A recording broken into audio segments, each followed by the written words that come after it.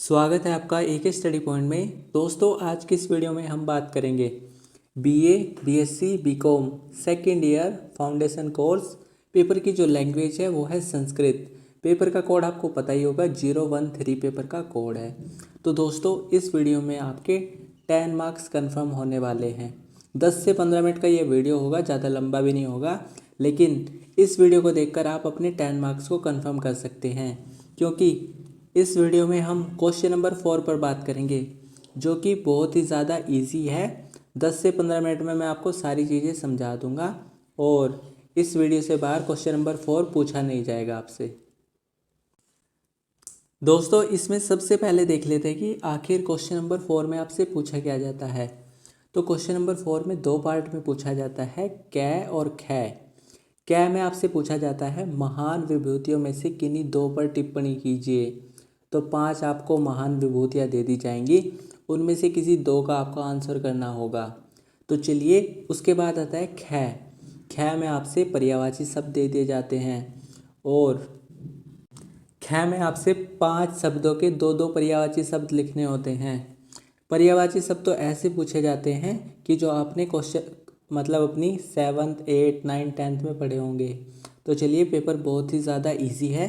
सबसे पहले, अगर आप चैनल पर हमारे नए हैं, वीडियो को पहली बार देख रहे हैं, तो चैनल को ना एक बार सब्सक्राइब कर लीजिएगा और उसके बाद कमेंट बॉक्स में बताना आपको ये वीडियो कैसी लगी। तो चलिए, वीडियो को स्टार्ट करने से पहले एक लाइक तो आपने कर ही दिया होगा। तो चलिए देख लेते हैं, आखिर सबसे पहले देखेंगे इस पे पर्यायवाची शब्द। अगर हम बात करें, आपके सिलेबस में ना 50 के आसपास पर्यायवाची शब्द दिए गए हैं और इन्हीं 50 में से ही पूछा जाता है। कम से कम इन्हीं 50 में से 7-8 शब्द दे दिए जाते हैं और इनमें से ही आपको किन्हीं 5 का 2-2 पर्यायवाची लिखने होते हैं। लेकिन मैं आपको कुछ इम्पोर्टेंट बता दूंगा इसमें और सिलेक्टेड बता दूंगा, जिनमें से ही हर साल पूछा जाता है, इस साल भी पूछ लिया जाएगा। तो चलिए, जिनको मैं स्टार कर दूँ वो आप अच्छे से याद कर लीजिएगा। सबसे पहले इसमें आप याद कर लीजिए आग को। अग्नि, पावक है, अनल है। तो ये 3 शब्द आप याद कर सकते हैं इसमें, ये इनके पर्यायवाची है। उसके बाद इम्पोर्टेंट आता है इसमें पानी।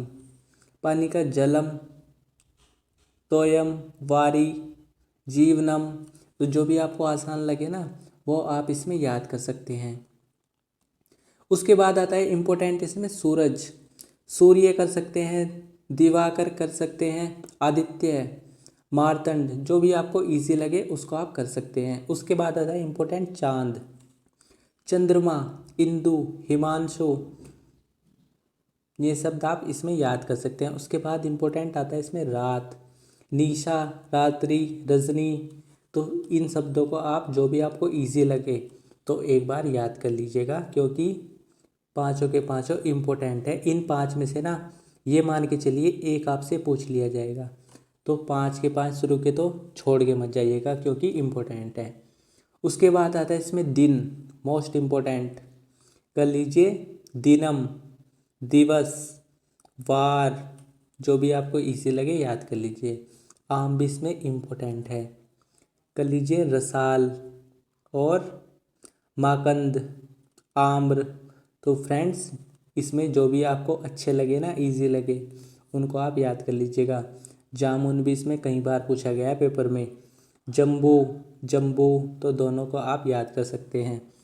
उसके बाद आता है इसमें भैया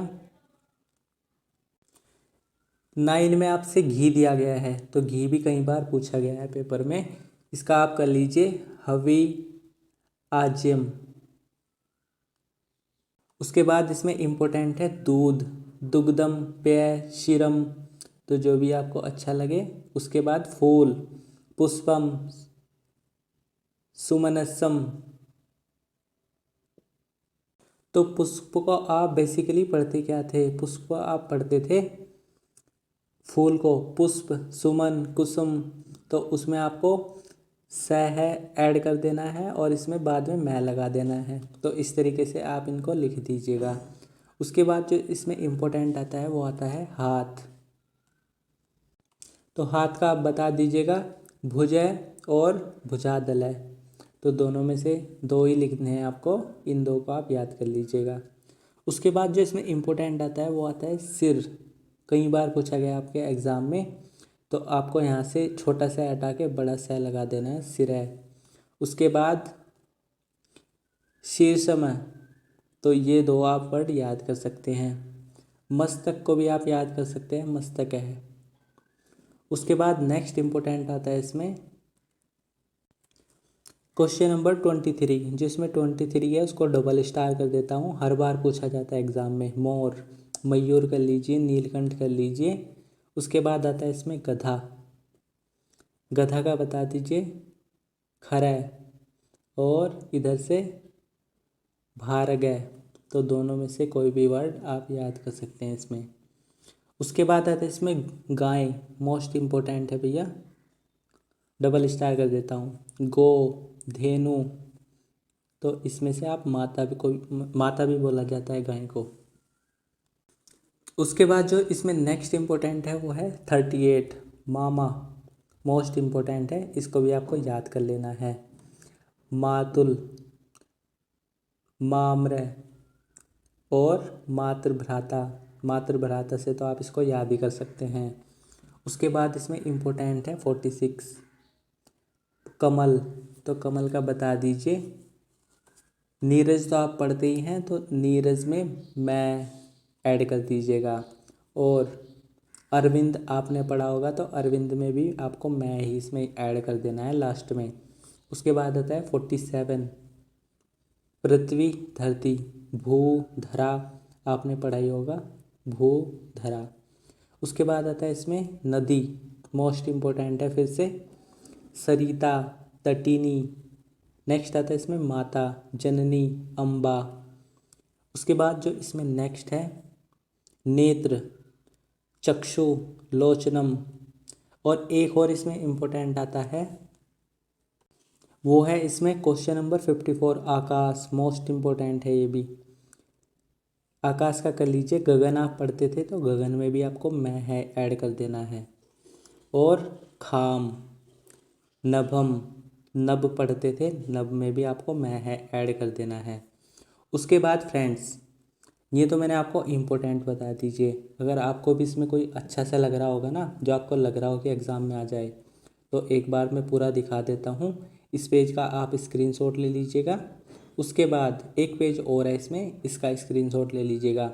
और एक बार ना आप खुद से भी इसको नज़र मार लीजिएगा, और जो आपको इम्पोर्टेंट लगे उसको याद कर लीजिएगा। तो चलिए, स्क्रीनशॉट आपने ले ही लिया होगा। तो चलिए दोस्तों, अब इसमें हम बात करेंगे अपने नेक्स्ट, जो इसमें पार्ट 2 होता है क्वेश्चन नंबर 4 का। इसमें वीडियो में आगे बढ़ने से पहले दोस्तों, इस वीडियो को ना अपने फ्रेंड के साथ में भी शेयर करते रहिएगा, क्योंकि जितने भी आपके स्टडी ग्रुप हैं ना, जितने भी आपके दोस्त हैं जो BA BSc BCom second year में हैं, उनके पास में भी इस वीडियो को भेज दीजिएगा, ताकि मुझे भी थोड़ा सपोर्ट मिले आगे और वीडियोस बनाने के लिए। और अगर चैनल पर आपने नए हैं, चैनल को अगर अभी तक भी सब्सक्राइब नहीं किया है, तो चैनल को ना एक बार से सब्सक्राइब कर लीजिएगा, क्योंकि आगे और भी वीडियोस के पार्ट आने वाले हैं, जिसमें मैं आपको मोस्ट इम्पोर्टेंट क्वेश्चन कराने वाला हूँ, एक फाइनल टच देने वाला हूँ सभी क्वेश्चंस का। तो चलिए, आप चैनल को सब्सक्राइब कर लीजिएगा। उसके बाद इसमें आता है भैया महान विभूतियों पर टिप्पणी लिखना। तो चलिए, अब इसमें मैं आपको बता देता हूँ आपके इसमें मोस्ट इम्पोर्टेंट क्या क्या है। क्वेश्चन में आपसे पाँच महान विभूतियाँ दे दी जाती हैं, और इन 5 में से ना आपको किन्हीं 2 पर टिप्पणी लिखनी होती है। तो आपको चॉइस मिल रही है 5 में से 2 को करने की, तो 3 को आप छोड़ सकते हैं। इसलिए क्वेश्चन नंबर 4 इजी है, और 10 में से 10 मार्क्स आप लेके आ सकते हैं। अभी मैं आपको 5 इम्पोर्टेंट इसमें महान विभूतियाँ कराऊंगा, और 2 को तो डबल स्टार कर दूंगा, जो हर बार आपको पेपर में देखने को मिलेंगी ही।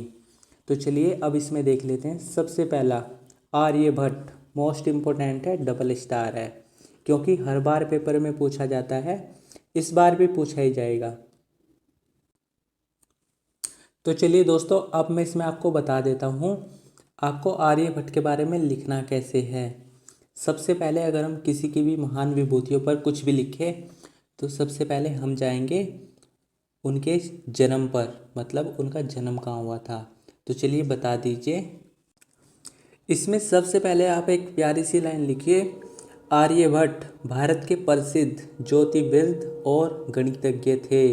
ये बात तो आपको पता ही होगी, तो इस बात को तो आपको ऐड कर देना है पहली लाइन में। और उसके बाद बता दीजिए इनका जन्म 476 ईस्वी में पाटलिपुत्र में हुआ था। तो इतनी बात अगर आप लिख देंगे ना, तो क्वेश्चन जो आपकी कॉपी चेक कर रहा है उसको समझ में आ जाएगा कि इन्होंने आर्यभट्ट के बारे में पढ़ा है।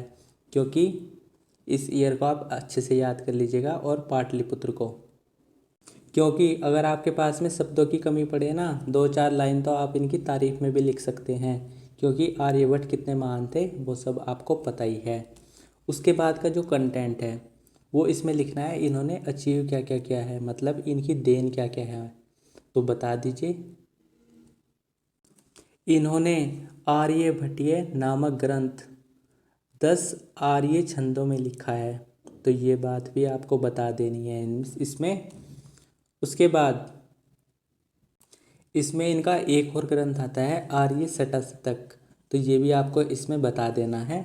और उसके बाद आप इसमें जो भी कंटेंट है ना वो आप खुद से पढ़ लीजिएगा। इसका ले लीजिए आप स्क्रीनशॉट और पेन और पेपर लेके खुद से लिखने बैठिएगा और देखना आप कितने वर्ड्स इसमें रॉन्ग कर रहे हैं, तो तभी आपके मार्क्स इसमें अच्छे आ सकते हैं।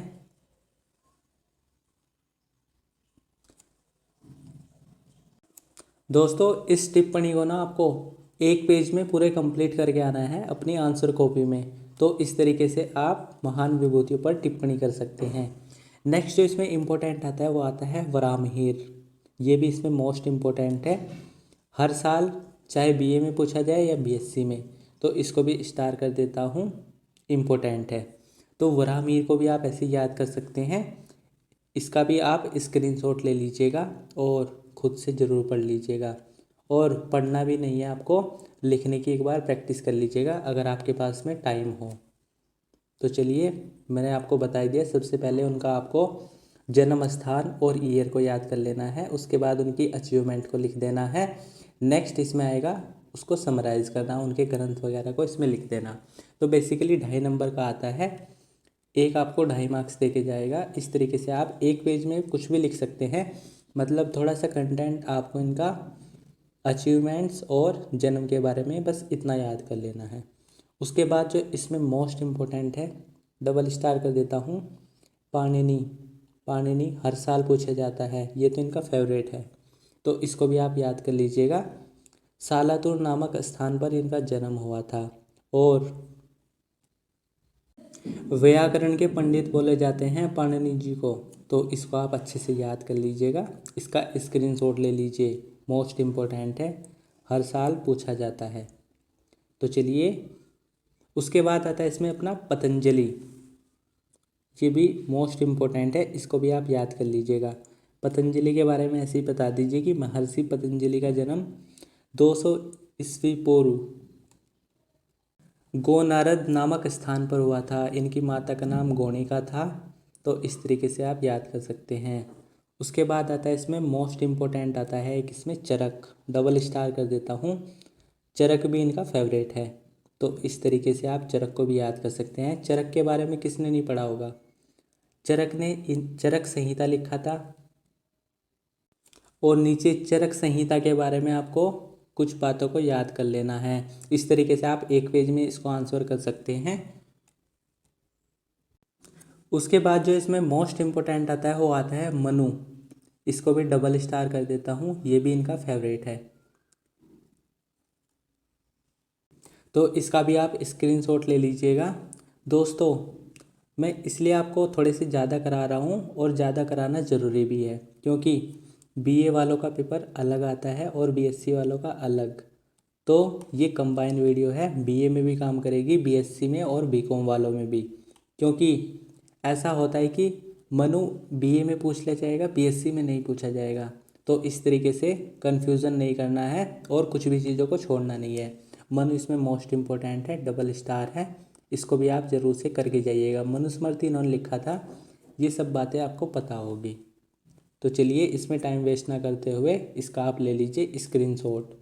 उसके बाद जो इसमें मोस्ट इम्पोर्टेंट आता है और मेरा फेवरेट है, फेवरेट किस लिए है, क्योंकि 5 से 7 साल के पेपर को देखा है मैंने, सुश्रुत हर बार पूछा गया है। तो सुश्रुत भी चिकित्सा शास्त्र से संबंधित है।